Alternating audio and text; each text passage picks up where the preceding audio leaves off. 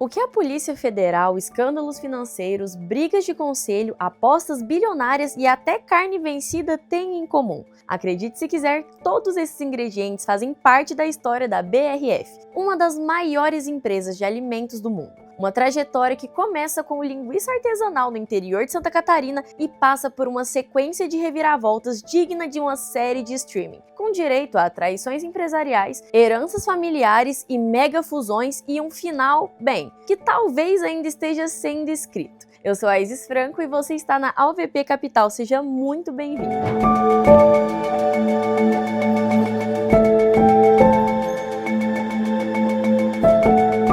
A história da BRF não começa com um grande prédio espelhado, nem com executivos engravatados discutindo estratégias em salas de reuniões. Nada disso. A origem dessa gigante do setor alimentício tem cheiro de campo, sotaque do sul e começa lá atrás, no interior de Santa Catarina, com duas famílias de imigrantes italianos que vieram para o Brasil. Foi em 1934, no pequeno município de Videira, que nasceu a Perdigão, criada pelas famílias Brandalize e Ponzoni. A ideia, a princípio, era simples: processar carne suína e vender para a vizinhança. De pouquinho em pouquinho foram crescendo, até se tornarem uma referência na região. Na época, ninguém imaginava que aquela pequena indústria iria marcar seu nome em praticamente todas as geladeiras do Brasil. 10 anos depois, em 1944, outra estrela começava a brilhar. Dessa vez na cidade de Concórdia, também em Santa Catarina. Era a Sadia, fundada por Atílio Fontana, que tinha como diferencial um olhar atento para exportações e tecnologia. Fontana queria mais do que vender no Brasil.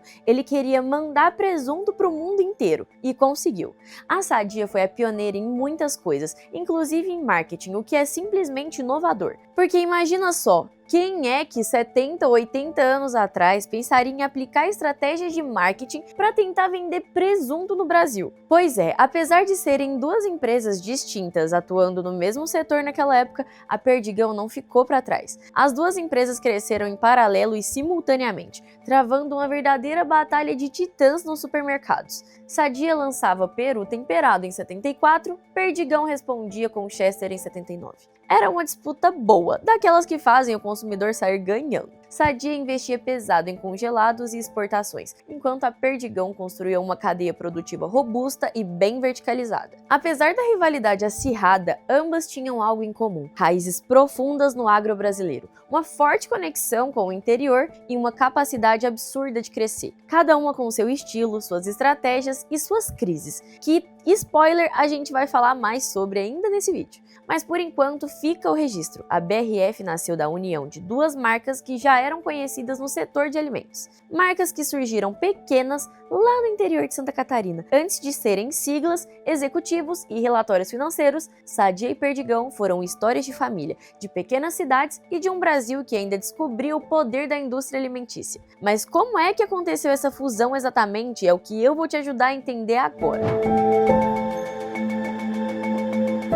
Pois é, tudo ia muito bom, tudo ia muito bem. Até que no final dos anos 2000, a Sadia deu um passo maior que a perna. E foi aí que tudo mudou. Tudo começou com uma ideia que, no papel, parecia genial: apostar no mercado de câmbio. A lógica era simples, mas perigosa. A Sadia acreditava que o dólar ia cair e resolveu vender um monte de contratos futuros, apostando que ia ganhar dinheiro quando a moeda americana despencasse. Só que não foi bem isso que aconteceu. Em 2008 veio a famosa crise do subprime nos Estados Unidos, com direito à falência do Lehman Brothers e o caos generalizado nas bolsas do mundo inteiro. Você se lembra? O dólar, ao invés de cair, disparou, e a Sadia se viu no meio de uma tempestade cambial com os bolsos virados do avesso. Para você ter uma ideia, a Sadia estava exposta a mais de 6,4 bilhões de dólares em contratos cambiais, apostando que o dólar ia cair. Mas aí que veio a crise de 2008, o dólar disparou e a jogada virou um desastre financeiro. O resultado? A Sadia perdeu 1,2 bilhão de reais só naquele trimestre, o pior da história até então. Mas eu preciso explicar aqui que esse valor não representava uma desvalorização da empresa como um todo, mas sim com o tamanho do prejuízo causado pelas apostas com derivativos. E para deixar mais claro, esses 1,2 bilhão de reais representavam cerca de 10,6% da exposição total que a empresa tinha nesses contratos na época. Ou seja, em vez de vender peito de frango e investir no que sabia fazer, a Sadia parecia estar jogando roleta russa no mercado financeiro. E deu ruim, muito ruim. O prejuízo foi tão grande que a diretoria virou um carrossel. O diretor financeiro, o gerente de finanças e até o presidente do conselho deixaram seus cargos um atrás do outro. Foi o que a gente chama de debandada, quando a alta cúpula começa a sair ou ser demitida em série. A empresa tentou renegociar dívidas, vender ativos e segurar a barra, mas o buraco era fundo demais para sair sozinha. E foi aí que apareceu a Perdigão. A rival de décadas virou a única opção viável para evitar o colapso. Começaram as conversas, os bastidores esquentaram e em 2009 veio o anúncio. A Sadia seria incorporada pela Perdigão. Não foi exatamente um abraço caloroso, mas sim uma jogada de sobrevivência mútua. Nascia assim a Brasil Foods, mais tarde rebatizada como BRF. Mas como toda união entre gigantes, nada foi simples. O CAD, órgão que regula a concorrência no Brasil, só deu sinal verde em 2011, e mesmo assim com um monte de exigências. A nova empresa teve que abrir mão de várias marcas e fábricas para não dominar o mercado todo. Sadia e Perdigão juntas eram grandes demais. O processo só foi totalmente concluído em 2013. E aí sim, Sadia e Perdigão passaram a ser apenas marcas dentro da BRF, e não mais empresas independentes. Na prática, a rivalidade virou um casamento de conveniência, com direito a DRs corporativas e muitos ajustes no caminho. E por falar em fusões e investimentos estratégicos, se você quer aproveitar as melhores oportunidades do mercado e investir de verdade, eu te recomendo a AUVP Capital. Se você já tem R$500 mil investidos ou pode investir mais de R$500 por mês, você só precisa clicar no link abaixo. Além dos benefícios AUVP na hora de investir, você pode ter acesso ao cartão AUVP, o melhor cartão do mercado, com acesso a salas VIP, cashback na fatura, um sistema de pontos espetacular, dentre várias outras vantagens. Eu confio que você vai tomar a melhor decisão para o seu futuro. Agora, voltando com um detalhe importante sobre a história da empresa, a BRF já era listada na bolsa desde 1980, mas com o novo nome e a fusão oficializada, ela passou a ser negociada como BRFS3 na B3 e como BRFS na Bolsa de Valores de Nova York, a NYSE. Pronto. A rivalidade do interior agora era um conglomerado global. Mas se você achou que os problemas acabaram por aqui, espere até conhecer Abílio Diniz, o empresário que, quando entra em cena, o clima esquenta e não é pouco. Depois do susto cambial da Sadia e da fusão que deu origem à BRF, parecia que o pior já tinha passado. A nova empresa era gigante, tinha duas das marcas mais queridas do país e presença internacional. Mas como toda grande fusão, ainda faltava responder a pergunta: quem vai mandar nesse negócio agora? A resposta veio com um nome conhecido no mundo dos supermercados, Abílio Diniz, o ex-comandante do Grupo Pão de Açúcar. Lembra dele? A gente já contou a história dele e do Grupo Pão de Açúcar por aqui. Se você ainda não tiver assistido, vale a pena conferir depois. Pois então, em 2013, ele chegou chegando, com ares de salvador da pátria e uma ideia fixa na cabeça: transformar a BRF na Ambev dos alimentos. Ao seu lado vinha a gestora Tarpon, com mais ou menos 11% das ações da empresa. Juntos, os dois passaram a dar as cartas na companhia. A estratégia parecia ousada e até promissora: cortar custos, focar em eficiência, profissionalizar tudo ao extremo. A ideia era tirar a gordura da empresa,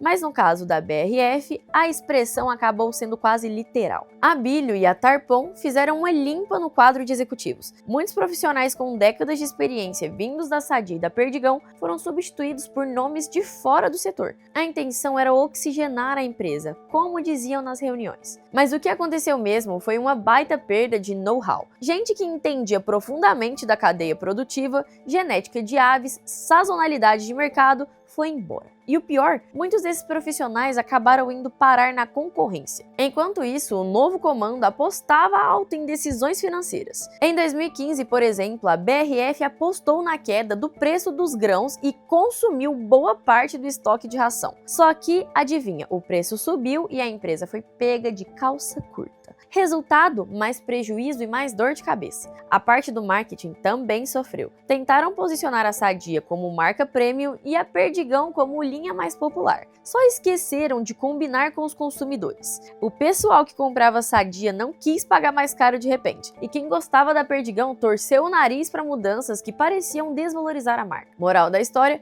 ambas perderam mercado. Mas o baque maior veio em 2016, quando a BRF registrou seu primeiro prejuízo líquido desde a fusão. Foram 375 milhões de reais negativos. Era o fundo do poço. E tudo isso depois de anos de promessas de que a nova gestão levaria a empresa ao topo. O sonho de virar um Ambev dos alimentos foi ficando mais distante, enquanto a realidade batia forte. A BRF, que tinha acabado de sair de um casamento arranjado entre Sadia e Perdigão, agora enfrentava uma crise interna digna de novela. Mas calma que ainda tem mais. Acredite, as coisas ainda podem piorar, envolvendo Polícia Federal, escândalo sanitário e até fraudes em laboratório. Sim, o caldo vai engrossar.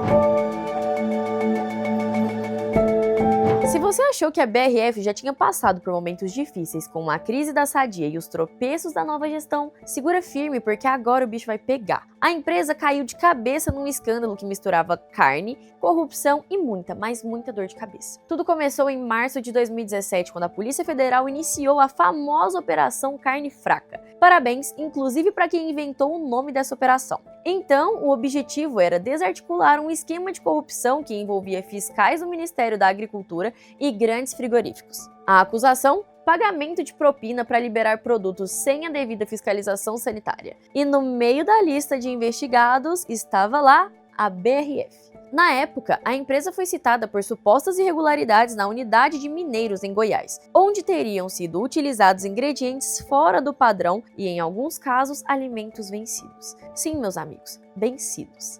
O impacto na imagem foi imediato. Manchetes pipocaram no mundo todo. Países suspenderam temporariamente as importações e o consumidor brasileiro ficou com a pulga atrás da orelha. Mas a coisa piorou. Em 2018, veio a Operação Trapaça, uma nova fase da carne fraca, dessa vez mirando direto na BRF. A Polícia Federal acusou a empresa de fraudar exames laboratoriais entre 2012 e 2015. Segundo as investigações, alguns supervisores mandavam alterar resultados de testes de qualidade para esconder problemas nos produtos. E-mails e depoimentos reforçaram as suspeitas. Foi um golpe duro, não só financeiro, mas institucional. A confiança do mercado despencou e as ações da BRF derreteram. Em meio ao caos, o prejuízo financeiro continuava crescendo, e foram de 1,1 bilhão de reais negativos só em 2017, o pior resultado da história da companhia. A empresa, claro, negou as acusações e tentou se defender. Iniciou programas de compliance, reforçou protocolos de qualidade e trocou parte da liderança. Mas recuperar a credibilidade no setor de alimentos é um processo lento e caro. Esse período também marcou o fim da era Abílio Diniz, que após anos de influência dentro da BRF, decidiu sair de cena. Em 2021, ele vendeu sua participação para um novo e ambicioso jogador, a Marfrig, empresa gigante do setor de carnes bovinas comandada por Marcos Molina. A entrada de Marfrig trouxe uma nova reviravolta. Mas o que importa aqui é entender que esse momento entre 2016 e 2018 foi, sem dúvida, o período mais turbulento da história da BRF. De uma promessa de eficiência e liderança global, a empresa se viu no centro de investigações, manchetes negativas e perda de mercado. Foi um baque daqueles, mas também um ponto de virada. E como em toda boa história, a história da BRF também tem seus plot twists, com bastidores da ascensão da Marfrig, as trocas no comando e os novos rumos que tomaram a empresa. Porque sim, a novela continua. Depois de escândalos, prejuízos bilionários e uma gestão que mais confundiu do que ajudou, a BRF parecia estar à deriva. Foi então que, quase como num plot twist de novela das 8, entrou em cena um novo personagem, Marcos Molina, o chefão da Marfrig, gigante do setor de carnes bovinas e até então sócia de bastidores na história da BRF. Em 2021, Molina começou a comprar ações da BRF na miúda, pela bolsa mesmo, como que não quer nada. Em pouco tempo, já estava com mais de 30% da companhia nas mãos. Oficialmente dizia que era só um investimento estratégico, mas o mercado inteiro sabia. Ninguém entra desse jeito numa empresa desse tamanho só para fazer figuração. E não deu outra. Em 2022, a Marfrig se tornou a maior acionista dentro da BRF com 33,25% de participação. E aí, meu amigo, o jogo virou. Na assembleia daquele ano, Molina foi com tudo, indicou uma chapa completa para o novo conselho de administração. O nome dele mesmo estava lá, claro, como presidente do conselho. E de quebra levou junto nomes de peso como Sérgio Rial, ex-Santander, sua esposa Márcia Marçal dos Santos e até um ex-banqueiro do JP Morgan. Era o time dos sonhos da Marfrig e Molina estava pronto para dar as cartas. Do outro lado, os antigos donos da bola tentaram reagir. Os fundos Prev do Banco do Brasil e Petros da Petrobras, além da família Fontana, fundadora da Sadia, viram sua influência derreter. A Prev até tentou um voto múltiplo para tentar emplacar pelo menos um conselheiro, mas não adiantou muito. Pela primeira vez na história da BRF, nenhum representante das famílias fundadoras estava no comando. Nem da Sadia, nem da Perdigão. A velha guarda tinha oficialmente saído de cena. Com Molina no controle e o conselho renovado, começava uma nova era. E o discurso era claro: reestruturação, eficiência, crescimento com foco. Nada de devaneios financeiros ou apostas em estratégias mirabolantes. A ideia era arrumar a casa primeiro e depois pensar grande. Por trás dos bastidores, os rumores de uma fusão entre BRF e Marfrig voltaram a circular. Não era a primeira vez que isso era cogitado. Em 2019, a tentativa naufragou por falta de acordo na governança. Mas agora, com o comando nas mãos de Molina, os ventos pareciam mais favoráveis. Analistas começaram a especular que uma união entre as duas empresas poderia gerar sinergias gigantescas, unindo o frango e o suíno da BRF com a força bovina da Marfrig. E mais, juntas poderiam incorporar até a poderosa JBS no mercado global. Se a fusão vai acontecer mesmo, ninguém sabe ainda. Mas em dezembro de 2023, por exemplo, a Marfrig aumentou sua participação acionária na BRF para 50,6%. Mas segundo a própria empresa, essa jogada visava assegurar o controle da marca, sem necessariamente implicar em uma fusão. Agora, para encerrar toda essa fofoca, ou melhor, a história da BRF, a gente vai ver como essa nova fase transformou a empresa mais uma vez. Spoiler: recordes de lucro, novos mercados e um plano ambicioso para dominar o mundo dos congelados. Segue o baile. Se os anos anteriores foram uma montanha-russa para a BRF, 2025 chegou como aquele momento em que o carrinho finalmente desce. Pega embalo e dá aquela sensação de agora vai. Sob o comando do CEO Miguel Gulart e com Marcos Molina dando as cartas no conselho, a empresa passou por uma reestruturação intensa, quase como se tivesse feito um detox financeiro. O resultado? 6,5 bilhões de reais de geração de caixa, o maior valor da história da companhia. Isso mesmo, maior da história. A BRF começou a mostrar que tinha deixado a fase de trapalhadas para trás. A virada não foi só de discurso. No segundo trimestre de 2024, a empresa bateu recordes. Lucro líquido de 1,1 bilhão de reais, geração de caixa de 1,7 bilhão, EBITDA 160% maior que no ano anterior e a menor alavancagem em 9 anos. Parecia outra empresa. Mas não é só de planilhas verdes que vive um gigante da alimentação. A BRF colocou o pé no acelerador também nas frentes internacionais. Comprou 26% da Adoha Poultry, uma das maiores produtoras de frango da Arábia Saudita. Investiu 79 milhões de dólares numa fábrica na China e entrou de cabeça no mercado de gelatina e colágeno com a compra de 50% da Gel Prime. E o que parece ser o plano da vez? Bom, a empresa tem focado em alimentos processados, que têm maior margem de lucro e menor volatilidade de preço. Nuggets, lasanhas, pratos prontos, esse tipo de produto já representa 70% do mercado nacional da BRF e vem crescendo também lá fora. Inclusive, no segundo trimestre de 2024, a empresa ganhou 10 mil novos pontos de venda no Brasil. Para 2025, a BRF também decidiu voltar a apostar em manter uma divisão de pet food no catálogo da empresa. Há algum tempo atrás, ela já tinha criado e tirado essa divisão da companhia. Mas esse ano, as marcas Biofresh e Gram Plus voltaram para o planejamento estratégico com força total. Afinal, se tem um mercado que só cresce, é o tal do mercado pet, graças aos pais de pet. Eu acho muito bom. Atualmente, com mais de 13 bilhões de reais em caixa, a BRF entrou em 2025 como uma empresa enxuta, mais focada e ambiciosa. O apetite por aquisições ainda existe, mas agora o lema é começar pequeno, testar e só depois engolir inteiro. Nada de comprar por impulso. Se a BRF vai dominar o mundo dos alimentos processados, ninguém tem a bola de cristal. Mas uma coisa é certa, a história dessa gigante está longe de acabar. E nós aqui da UVP Capital estaremos aqui, de olho no que acontece no mercado, trazendo todas as atualizações semanais que você precisa conferir para se manter a par do mercado. Hoje eu fico por aqui e até a próxima!